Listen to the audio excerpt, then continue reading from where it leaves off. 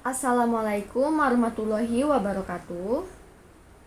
Yang terhormat Bapak Dr. Wirma Eka Putra selaku dosen pengampu mata kuliah akuntansi syariah.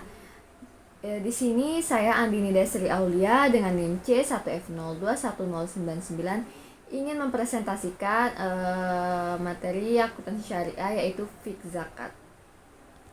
Baiklah, yang pertama saya akan menjelaskan pengertian zakat. Ditinjau dari segi bahasa, zakat merupakan kata dasar atau masdar dari zakah yang berarti berkah, tumbuh, bersih, dan baik.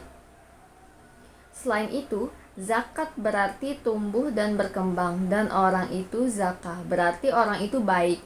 Zakat dari segi istilah fiqh berarti sejumlah harta tertentu yang diwajibkan Allah diserahkan kepada orang-orang yang berhak. Di samping berarti mengeluarkan jumlah tertentu itu sendiri. Zakat menurut bahasa berarti bersih, tumbuh, subur, barokah, dan berarti juga mensucikan diri. Dengan zakat diharapkan harta yang dikeluarkan akan tumbuh dan barokah, kemudian bertambah pertumbuhannya baik dari segi harta maupun pahala. Zakat merupakan suatu kewajiban muslim yang harus ditunaikan dan bukan merupakan hak, sehingga kita dapat memilih untuk membayar zakat atau tidak. Sumber hukum zakat. 1. Al-Quran. Dasar perintah membayar zakat terdapat dalam Al-Quran dan hadis, yaitu Quran surat At-Taubah ayat 103 yang artinya, ambillah zakat dari sebagian harta mereka, dengan zakat itu kamu membersihkan dan mensucikan mereka, dan berdoalah untuk mereka. Sesungguhnya doa kamu itu menjadi ketenteraman jiwa bagi mereka, dan Allah Maha mendengar lagi Maha mengetahui. Selain itu, dalam Al-Quran juga terdapat dalam Quran surat Al-Bayyinah ayat 5 dan Quran surat Al-Baqarah ayat 43. Selanjutnya As-Sunnah. Golongan yang tidak mengeluarkan zakat di dunia akan ditimpa kelaparan dan kemarau panjang, menurut hadis riwayat Tabrani. Selanjutnya ada jenis zakat. Zakat umumnya dibagi menjadi dua bagian, yaitu zakat fitrah dan zakat mal.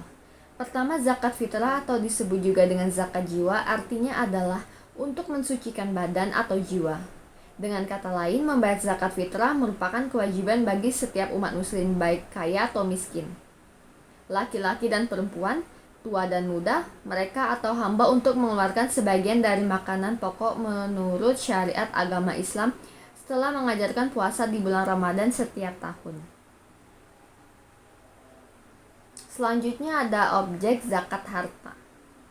Zakat harta boleh dibayar kapan saja. Kadar zakat harta ialah 25% dari jumlah harta, yang artinya semua harta benda yang dimiliki seseorang 2,5%-nya bukan milik orang tersebut, melainkan milik golongan orang yang menerima zakat. Zakat harta wajib dikeluarkan karena ia adalah suatu jalan jihad kepada Allah dan Islam.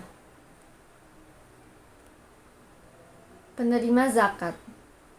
Zakat fitrah dikeluarkan pada bulan Ramadan paling lambat sebelum orang selesai menunaikan sholat Id.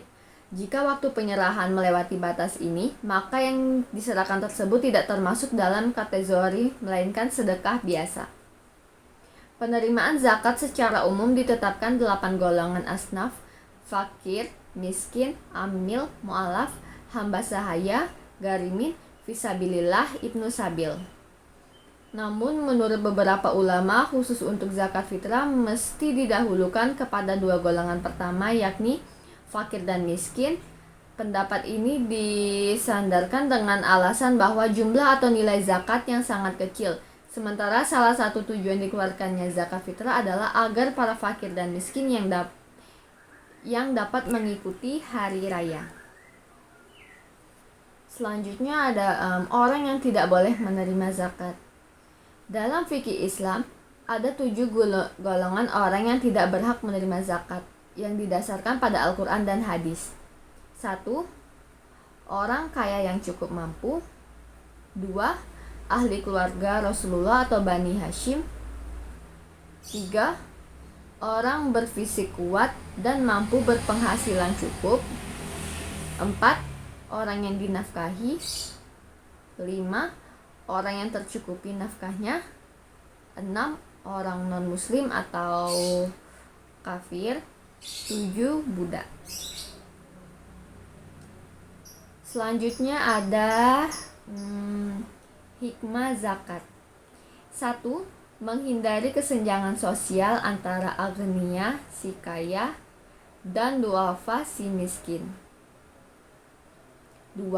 Pilar amal jama'i bersama antara si kaya dengan para mujahid dan dai yang berjuang dan berdakwah dalam rangka meninggikan kalimat Allah Subhanahu wa taala.